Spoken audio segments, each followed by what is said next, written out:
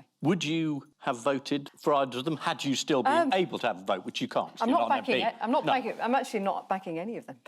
Really? I mean, you're on the right of the party. You must be thrilled, mustn't you?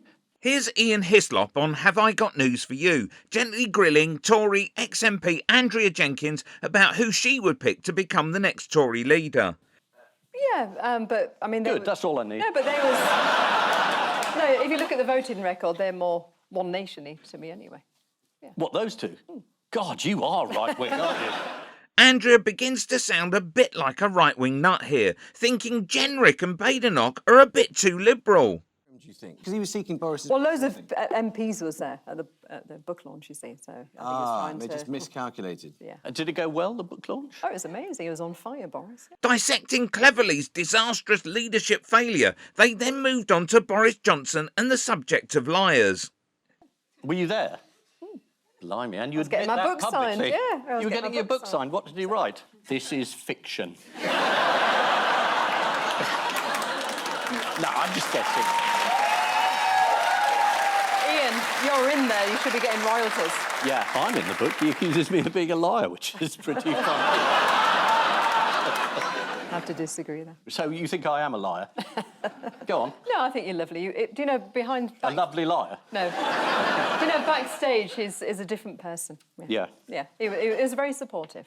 No, that is libelous. Who would you like to see as leader of the Tory party? This clip led to a pathetic retort from Jenkyns, finally irking Hislop into a fabulous response. Which name is he trying to say there? Yeah. He'll come back, won't he? I don't think it's over for him, no. You don't think it's over? I still think Boris was one of our better Prime Ministers. Yeah. I see you selected the audience, you know. The people who don't like Boris or Conservatives. Yeah. You can't just say you've selected the audience. You've got no evidence for that, no proof. It's just bollocks. This isn't GB News. Well, I'd like to thank Ian Hislop for the plug, for the little advert for the channel. We're clearly living rent-free in his head. I don't think so. He just seems to have a healthy disdain for you, the same way you might have about dog shit on your shoe. Anyway, of course, Andrea was invited onto GB News to spill the beans about the BBC and lefty audiences.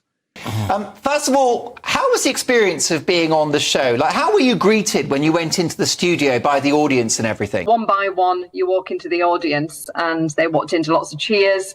I walked into lots of boos, being a Tory MP, so I thought, oh, God, here we go. Were you, sorry, you were booed by the audience when you stepped onto the stage? I was, but they got a Before you said anything? Yeah, absolutely. But, you know, you expect this. I mean, God, when you've done Newsnight Question Time, I got booed on Question Time a few years ago during the Brexit years. And but the comedian at the front who was doing the warm-up, you know, he encouraged them to clap, so they turned it to a clap, so... Well, that wasn't a very nice start. That was all the evidence you needed that this crowd was essentially a left-wing audience. Click here for Jenkyns' response on how to get the Tories back on track.